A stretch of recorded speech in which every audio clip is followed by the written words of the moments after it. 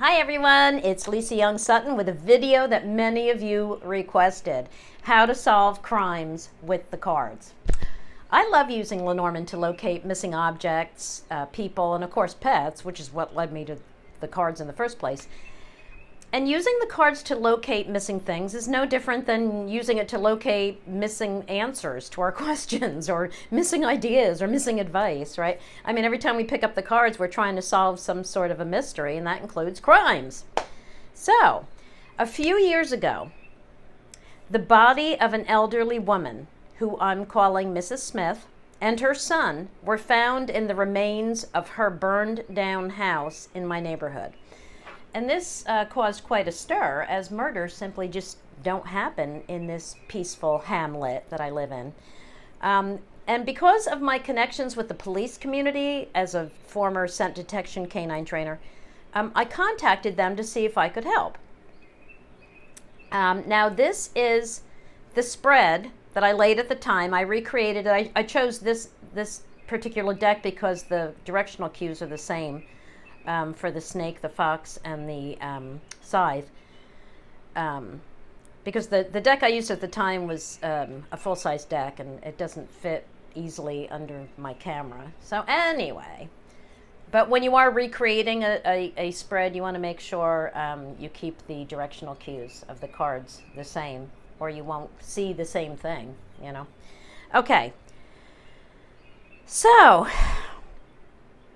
Mrs. Smith and her son, as I said, were found in the house, and the house had burned to the ground. Now, at the time, they didn't know if this was a murder or just an accidental fire, right? But what I did is I wanted to lay a grand tableau, and I was thinking of it as a map or a storyboard. And I wanted to choose certain cards as theme cards so that I could see what fell with what and how they connected to each other. So what I did is I chose card 29 to represent Mrs. Smith, and she's really the primary in this. And I chose 28 to represent her son, who, by the way, was visiting her from another state for the holidays. This happened right after Christmas. I also charged the snake card to represent a killer if there was one. And I chose the sun to represent the fire because I wanted to see where the sun fell and what surrounded it, and, you know, what it had to tell me. I also wanted to see where the scythe fell and where the fox fell because I was hoping that the fox would point to any wrongdoing, and the scythe is my murder card. Now, lastly, in mystery spreads, I always look to the key as the solution card. There's the key, and the stars, because it's my look here guidance card, right? It's the card of guidance, so it always tells me, look here, this is important. So it always leads me to something good. All right, now keep in mind that at the time, like I said, they didn't know if this was a murder or not. So I really didn't know much. They thought maybe the son had fallen asleep, possibly after drinking too much. It was the holidays, and he was visiting on vacation, you know. And the house caught fire, and he didn't wake up.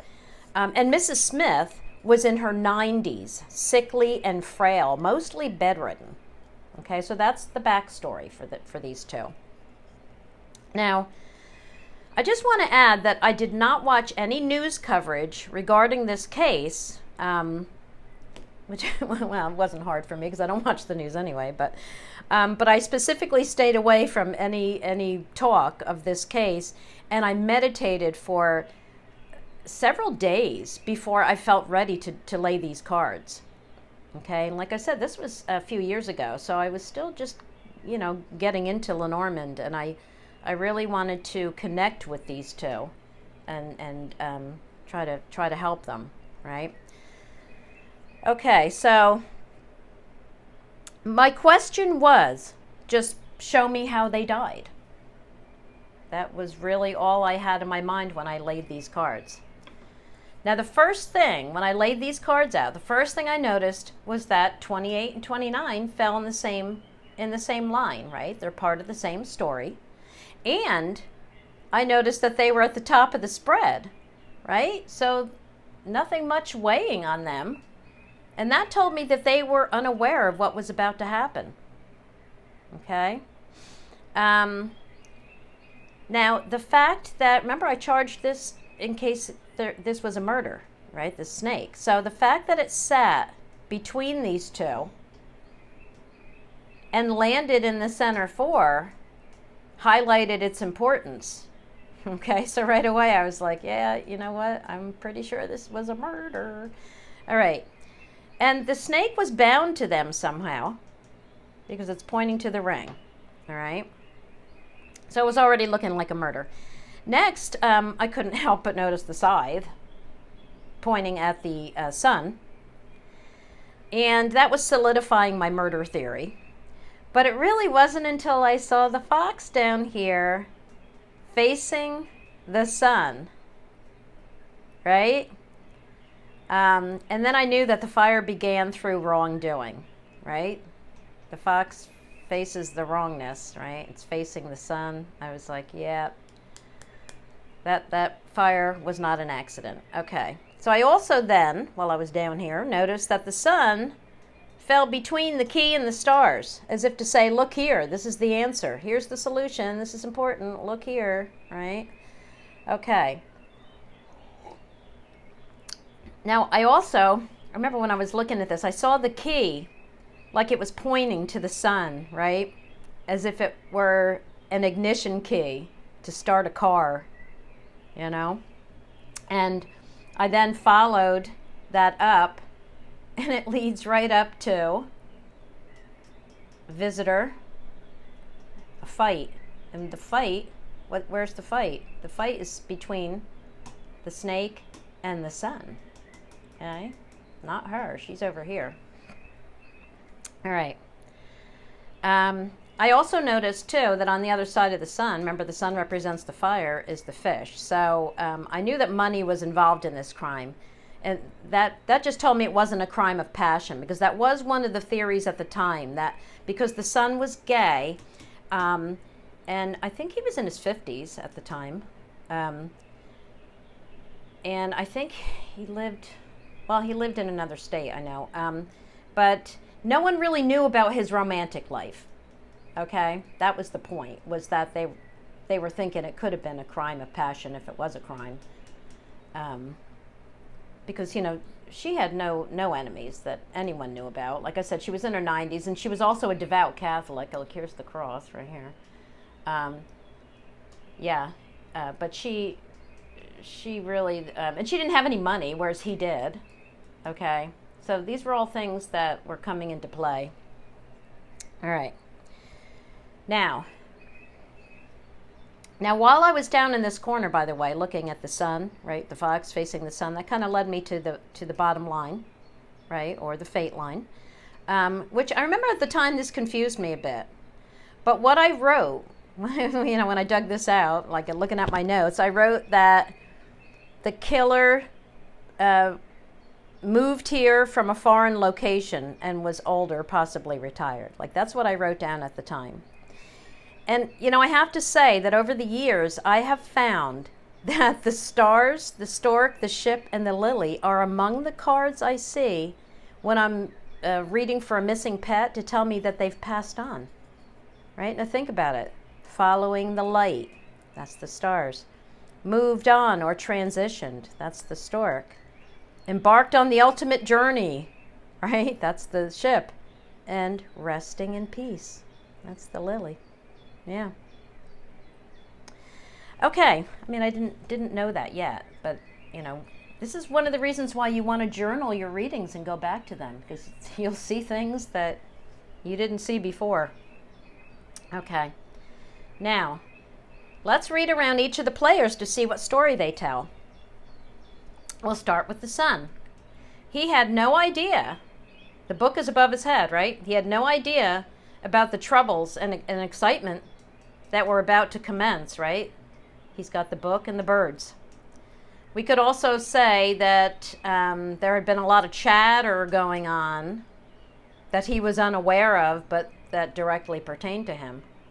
Okay, so something was stirring up trouble around him that he was unaware of, but he was in the middle of it. Yeah. Okay. Now his decision, he's got the decision card right here.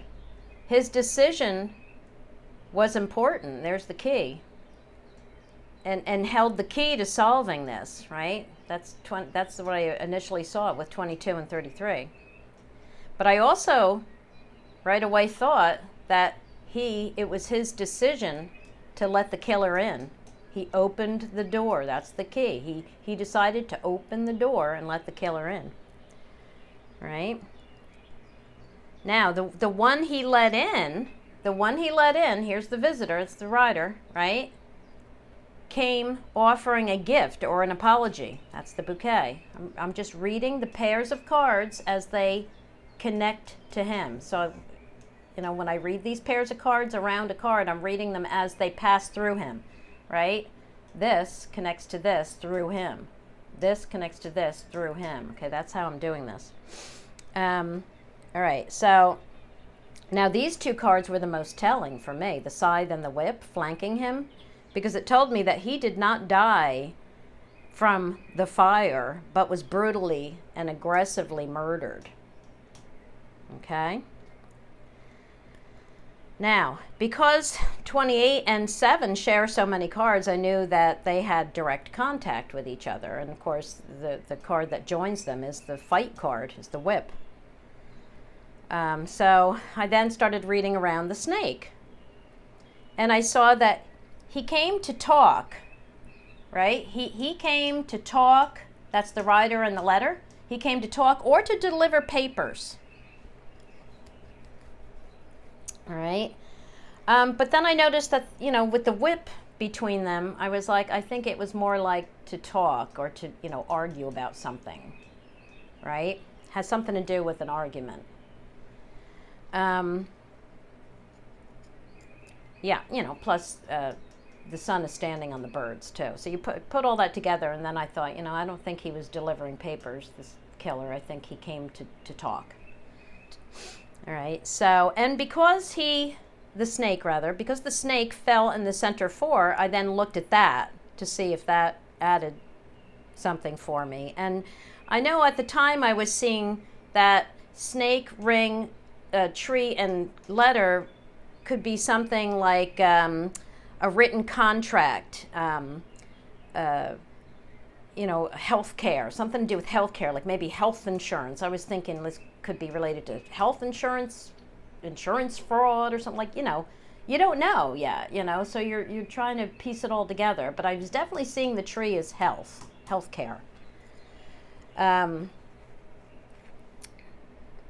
right, so the snake came to argue about a contract, because on either side of this, remember I'm reading around the snake now, we got the whip and the ring. So he came to argue or have an intense discussion about some bond or contract.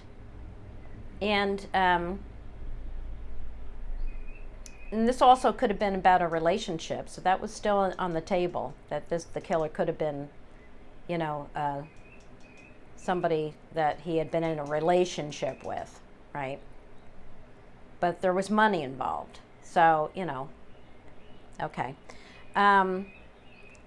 Now, I saw the tree touching the ring and the letter is touching the bear, the dog, and the tower. And it started looking like the caregiver who was under contract with them.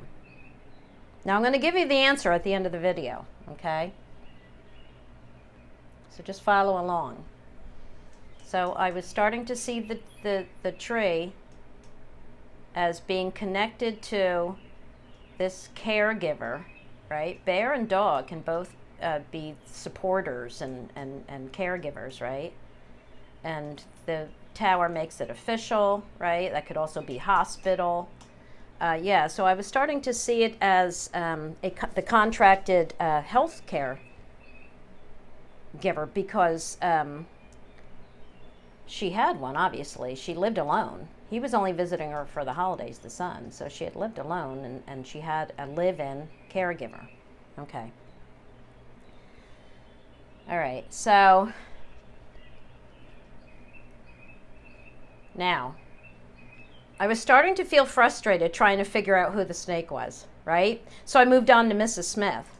And one of the cool things that I remember that the spread showed me was her position.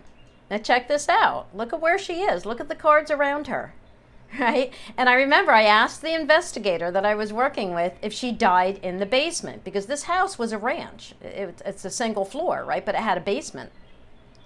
And the reason I asked that was because she was sitting under the house. Her card is under the house, and she's next to the mice. And in fact, she's like,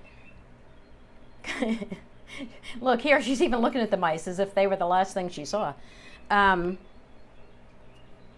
But the fact that she was under these three cards, the cross, the house, and the anchor, as if to say that she was anchored to something and she couldn't escape from under the house, right? That's what I was seeing. I then saw the clouds next to her, which sits between the anchor and the coffin. So I was like, well, that's what killed her. She died from smoke inhalation. She wasn't brutally murdered like I was seeing he was. I saw her as dying from smoke inhalation. All right. So also with the mice too, because the mice is a slow dwindling, taking away, right? So it was like the smoke was, and with the mice and the clouds rather would be like the smoke gradually dwindling her air, right? Taking away her air, that kind of thing. All right. So, and if you follow her this column down, right? I saw too. Well, here I saw, because she's standing on the heart and it's next to the coffin, right? The clouds is above the coffin, right? And I was like, well, she was slowly choking on the smoke until her heart stopped, right? So that was what all told me about the smoke inhalation. But I followed the column down to the garden that sits between the tower and the mountain. That was the other thing. I said she couldn't get outside.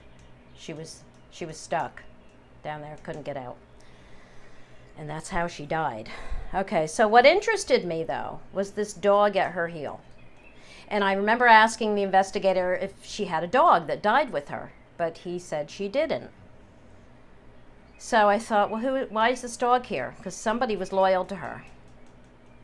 This is something about loyalty here, right?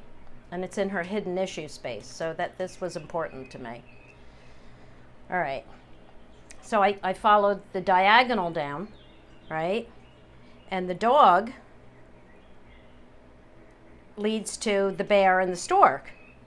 And I saw the dog then as the caregiver, right, bear, who had moved out, stork, for the holidays. As far as I knew at that time, this caregiver just moved out for the holidays while the son was staying there to take care of his mom. All right? But if the caregiver, because at the time I was thinking that the snake was the caregiver. I was starting to think that, right?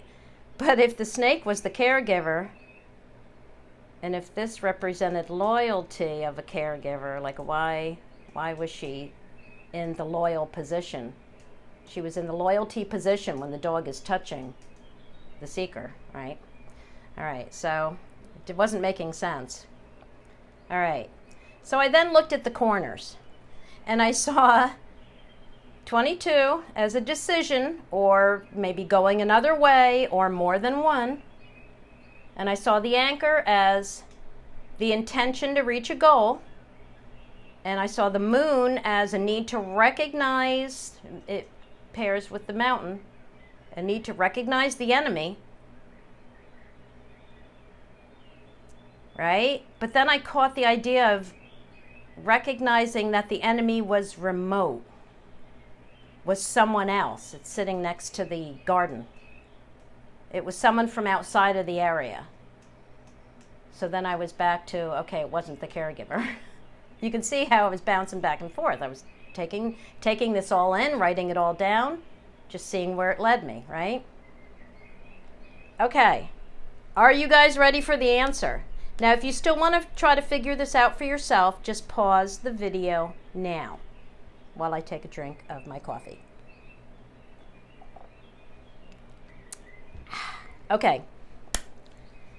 The killer, boop, was the son of the caregiver, the healthcare worker.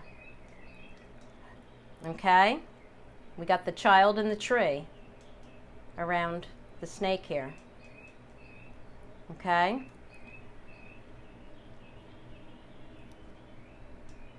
Oh, did I also say, reading around the snake, that the snake had the opportunity and had the access?